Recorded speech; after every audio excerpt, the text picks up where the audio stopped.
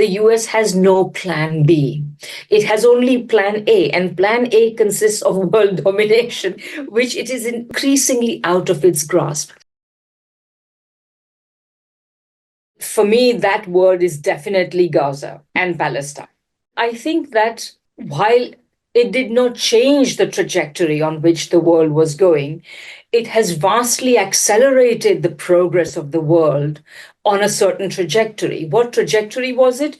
Well, essentially, it is the trajectory in which the US attempts to control events around the world, control the world, basically, in general, are rapidly unraveling. Now, this was already becoming clear in the war against Russia, the proxy war against Russia, which was conducted with Ukraine as a proxy, because no matter how many millions the United States and the Europeans, encouraged by the United States, were pouring into Ukraine, no matter how many armaments they were giving, it was not possible for them to help Ukraine to defeat Russia. And remember, this attack on proxy war against Russia was undertaken with the blithe assumption that they were going to defeat the Russians and they were going to reduce the Russian economy to, bomb it back to the Stone Age and reduce the ruble to a ruble and all this rhetoric. And essentially, as you may remember, in the fall of 2021, the US, right after two events happened, the Afghanistan withdrawal, which was so ignominious for the United States, and Mrs. Merkel stopping being the Chancellor of Germany. Once these two events were out of the way, the United States essentially began an attempt to reduce Russia, essentially, into a kind of, force Russia into succumbing, fully confident that Russia would not initiate any kind of military action, but Russia did. And that was the beginning of the unraveling of the American strategy. So that was already happening. But I think essentially what has happened is with the resistance of the Palestinians finally bubbling forth in Gaza, what has happened is that this unraveling of American attempts to dominate the world is unraveling. And this is happening in a number of ways. Number one, it's very clear that the United States, so the first thing is that in a certain sense, the United States pivot to Asia has not worked. What do I mean by that? What I mean is that when the United States decided that it was time to sort of shrug off and shed the commitments and obligations that they have incurred in the Middle East and start focusing on China, that's what they would dearly like to do. That's where they feel the main competitive threat to the United States is coming from. But in a certain sense, this is compelling their attention, their energy, their resources back to the Middle East. It is a Middle East which they do not even control, in the sense that they cannot even control Israel, let alone anybody else. So on the one hand, Israel is essentially acting like a rogue state. The United States is reduced to essentially pleading with Israel, saying, please don't do this and that, only because they know that they are losing the battle of world opinion. So they are pleading with Israel to do this, that, and the other, but they are not succeeding. At the same time, it is not as though, despite all the efforts of the last many decades, they have not been able to bring the Arab countries of the region over to the side of Israel. So essentially what they are looking at is that the Arab countries, while they are not engaging in any military intervention in the situation, but they are also essentially on the side of the Palestinians for one very simple reason. No Arab government, no matter how much they want to cozy up to Israel, can afford the unpopularity that such actions will bring, even if they are quite an authoritarian government. So that's the first one. The second one is that I would say that there is an economic, what I call what I do geopolitical economy for a reason, because I think that economic and political power is very deeply interconnected, as we see, for example, in the case of China. But anyway, in the case of the United States, it's the reverse, in the sense it's the mirror image. Economic weakness brings political weakness. But that is also that we are going to see that what has happened in Gaza is going to make the economic management much more difficult in an election year. So, for example, the Federal Reserve is essentially proclaiming that it has won the battle against inflation. It has signaled that it is going to bring down interest rates. But I would say that I would watch this brief very carefully for one very simple reason. Inflation has not been kept down for 2 decades or for many decades since the 1980s because of the scale of the Federal Reserve. It was kept down largely because the United States was still able to compel much of the world, not all of it, but much of the world to supply it with cheap goods on an ongoing basis. But that arrangement has broken down, which means that and this is one of the main purposes of US imperialism, is to keep getting cheap goods, cheap commodities, cheap labor. All of those things are not going to work. Food prices and fuel prices are going up, but so are the prices of manufactured commodities. And as we see with the Gaza situation, it has led to the disruption of Red Sea, the Suez Canal transport corridor, which then means that there is a massive addition to the costs of goods coming to Europe, to the United States, etc. And so all of this is and this is just one of the many uncertainties that is going to add to inflation. And finally, I would say that, since keeping the dollar as the world's money has been one of the main objectives of the United States, I would say that in 2023, we began to see the shaking of the foundations of this. And with the Gaza conflict in particular, what we have seen is that essentially the world is uniting against United States and is increasingly able to find ways of, and essentially the oil producing regions and the rest of the BRICS are going to come together today. Iran, Saudi Arabia, etc., are part of the BRICS bloc. And I think under Russia's presidency this coming year, this process will also accelerate. So for all of these reasons, I would say that the Gaza events, the Hamas actions and the Palestinian actions, essentially reminding the world that their very, very burning issue remained unresolved, that Israeli oppression was only increasing. And so this reminder is, I would say, the defining event of 2023.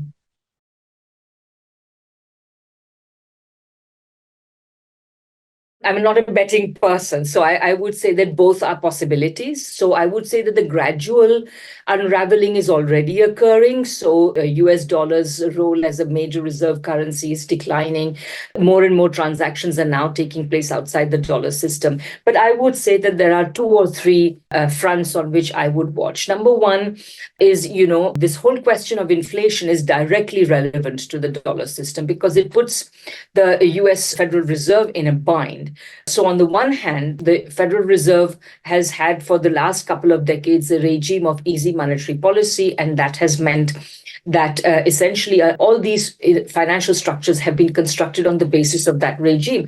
And raising interest rates threatens financial stability in the United States. And that has direct implications for the dollar system because the vastly bloated dollar-denominated financial system, which is headquartered in the United States, has historically, over the last couple of decades, played the function of essentially attracting the world's money into it to the extent that these investors want to make easy money. And so this money after 2008 was already drastically reduced. And now if there are further further disturbances, and we already saw some disturbances in the spring of 2023 with the collapse of Silicon Valley Bank and several other banks, I would say that if inflation persists and the Federal Reserve has to keep interest rates high or maybe even raise them higher, then this financial structures will collapse, and that will mean that the dollar system's credibility will waver because, all the advocates of the dollar system, the ones who say, oh, the dollar system is working very well, they are constantly referring to the broad and deep financial markets of the United States. Well, they will seem very quickly appear to be very shallow and narrow. And so in that sense, we will see what happens. And then on the other hand, if the Federal Reserve decides to preserve financial stability and not increase interest rates, it's going to have a serious problem because essentially the inflation itself will undermine the value of the dollar. And so in both cases, it's caught between a rock and a hard place. So that's one thing. And as I said, the other thing is that I don't think that they can expect inflation not to continue because increasingly the US power is receding. And with US power will recede its ability to compel the rest of the world to yield up their commodities, their manufactured goods, their labor at a low price. And this is what the United States has benefited from for the last 4.5 decades.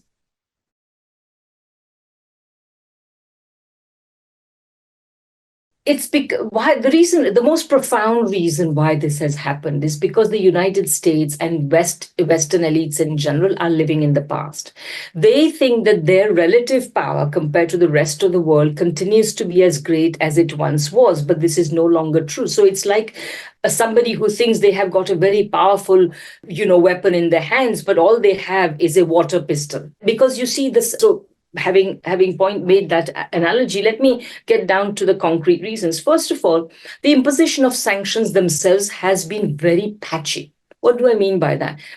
They have tried to design the sanctions in such a way that existing businesses in their own countries, whether it is the United States or Germany or Canada, are not unduly hurt, which means that a lot of these businesses are continuing to do business with Russia simply because they don't want to hurt them. Secondly, Russia has been able to rebuild its economy very quickly. And remember, it had a long lead period because the first sanctions were imposed in the aftermath of the events of 2014. So Russia faced agricultural sanctions, and in the period since 2014, Russia managed to turn around its agricultural economy in such a way that it is today a major exporter of grain, fertilizers, etc., etc. So that experience was already there, and Russia has been able to essentially engage in a form of import substituting industrialization, and it has proved very good at that. And I think the government has done that. So I would say that a combination of things, the West's power to essentially cut off the rest of the world is not as great as it once was. And the fact of the matter is that Russia has taken a proactive stance on this. So it has been able to outdo those sanctions. There remains the question of financial sanctions. But the fact again is that there are, especially now that if today, the financial sanctions only matter to you if you are greatly desirous of participating. You and your capitalist classes are greatly desirous of participating in the casino that is the US financial sector. If you don't wish to participate in that, you can organize your trade and even your investment relations outside the ambit of the US financial system. Why is that? Because the US financial system, in fact, does not exist to facilitate trade. In fact, it distorts trade and investment relations by artificially increasing the value of the US dollar, etc. And also, of course, introducing fluctuations in it and so on. But on the other hand, as well, the other reason is that historically, this system has been created, for instance, by asking other countries to lift capital controls so that the rich people of their country could participate in these casino-like arrangements. This creation of this system was justified by saying to countries and the Clinton administration, they would say to countries, if you lift capital controls, it's very good for you because you will get the much needed capital that you need for your productive investment. But in reality, this never happen. The only kind of money that went into the countries that lifted capital controls was essentially short-term capital, which was there to not invest productively, but in fact to engage in speculation and make quick gains and then leave. And so this, of course, was also very volatile, destabilizing. It led to financial crises and so on. So quite frankly, the world does not need the dollar system. The world does not need the US financial system. But so for all these reasons, I would say that the dollar system is going to unravel pretty soon. Yeah.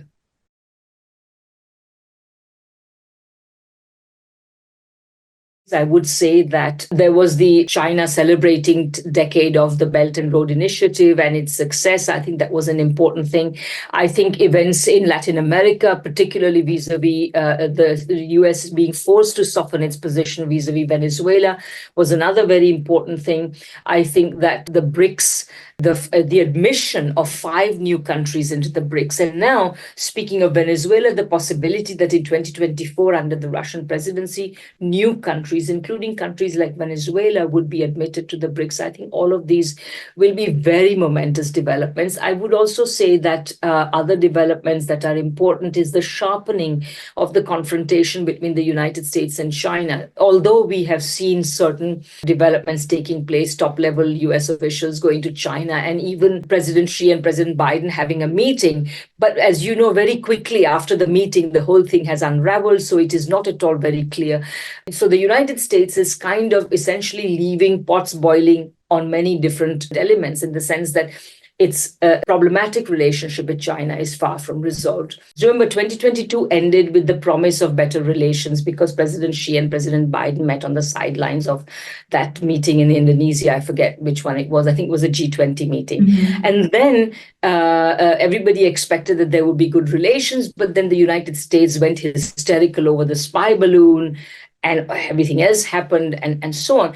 But I would say that throughout all of this, the United States has acted irresponsibly, provocatively, rudely, and in ways that it cannot sustain because it has threatened things that it cannot actually back up. It cannot actually do. Whereas I would say that the President Xi and his government and his diplomats and everyone have essentially engaged with the United States in particular with a remarkable combination of a calm demeanor against provocation, not taking it as a personal insult, but behaving calmly even when the United States has been behaving insultingly because they know that the prospects for world peace depend on them. And so I would say that China has very good reasons to be proud of its government, of its president, of its diplomats, because I think that this has been generally the demeanor. They have kept the larger picture in mind that you cannot create a warlike situation between the United States and China and not endanger world peace. So they have kept that larger view in mind. And I think they have behaved exceedingly responsibly. And I would say with as I say, great self-command and restraint. China is very happy to be a prosperous society in a world of prosperous societies.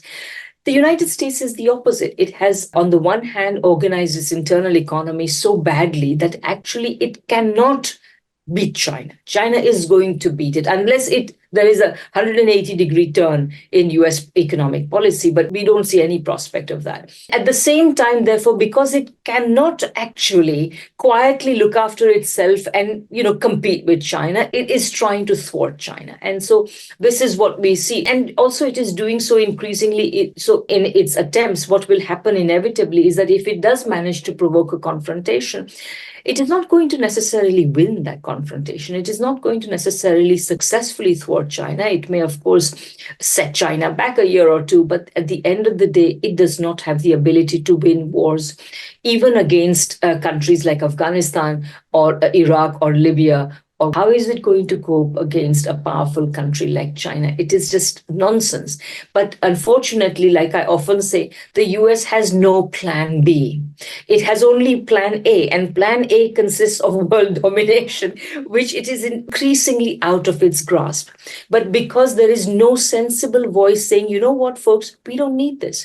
We can be like other good international citizens. We can be a country that looks after its own, which the US clearly does not. If you look at the levels of poverty, inequality, homelessness, lack of medical care, etc. But the US does not wish to address those things, and instead it wishes to engage in this hollow competition. It can only end badly, and all one can hope is that the kind of restraint which is being showed by leaders like Xi, and I would also say President Putin, will prevail in the end. They will not lead to any unnecessary wars, and we may even prevail over the US's worst provocations and give the world the peace it needs to pursue development. Finally, I should say that I think, I can't remember exactly whether they were published in 2023 or the previous year, but the various policy documents that China has brought forward, the Global Security Initiative, the Development Initiative, etc., these documents have also provided a very important guideline, so to speak, for the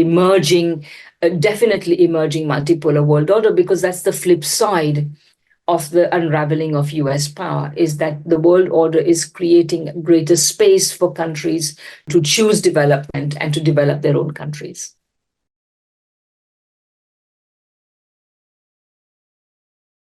That's a difficult question, because the very point about multipolarity is that your power is being dispersed in the system. So in that sense, I would say that this focus on a single person is difficult. But in any case, since I said that it's Gaza, I would say that it's Palestine as a personality. I think the Palestinian cause is, I would say, the most important personality in 2020.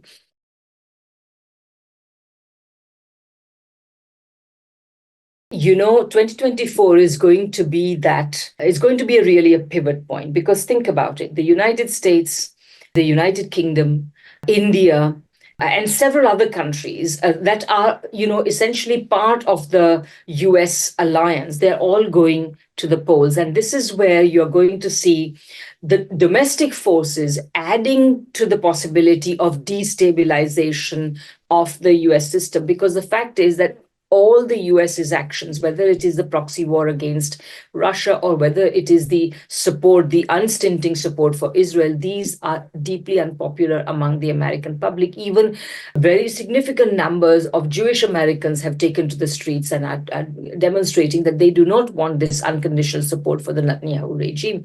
And the fact of the matter is that the United States is not doing this because of any support for Jewish people. It has historically done this in order to establish a foothold in the Middle East, in which case, of course, Israel is an instrument for the United States. At the end of the day, it is nothing more than that.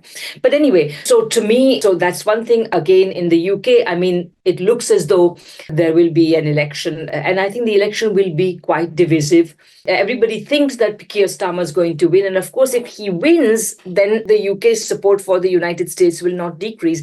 But that will only create further instability within the UK, because this support for the United States is not viable. It is not a viable policy for the UK to have any longer. The UK is suffering from profound domestic crisis of the economy, crisis of social services, crisis of every institutions, every possible direction. And I think that a Keir Starmer government will be unable to resolve these crises. And of course, in the case of India as well, I mean, India has already, it seemed, many people would say, turned away from its sort of simply pro-US stance. So exactly how this pans out in the election, we will have to see.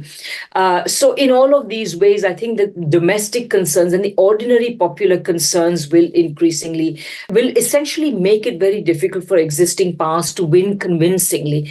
And, in the case of the UK, or for that matter in the US, but certainly in the UK, the same establishment will win if Keir Starmer wins, right? But the fact is that this establishment's legitimacy has been massively undermined. So for all these reasons, there are going to be some profound interactions, I would say, between the domestic and the international.